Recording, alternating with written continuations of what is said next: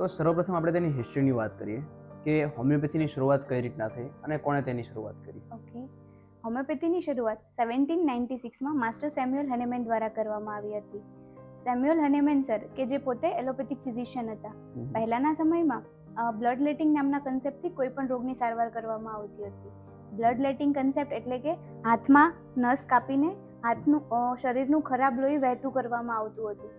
કોઈ પણ રોગની સારવાર પહેલાના સમયમાં આ પદ્ધતિથી કરવામાં આવતી હતી. હવે તેઓ પોતે પણ આ પદ્ધતિથી સંતુષ્ટ નહીં હતા.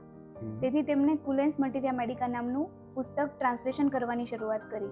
આ ટ્રાન્સલેશન કરતી વખતે તેમને વિચાર આવ્યો, એક વાક્ય પર એમનું ધ્યાન ગયું કે સિંકોના બાર્ક નામની દવા કે જે મેલેરિયાના લક્ષણો, ઠંડી, તાવ, માથું દુખવું વગેરે જેવા લક્ષણો પેદા કરી શકે છે, તો આ દવા સેમ લક્ષણોને ક્યોર પણ કરી શકે છે. તો ધીરે ધીરે તેમણે સિંકોના બાર્ક નામની દવાનો પોતાના પર અખતરો કરવાનો શરૂઆત કરી.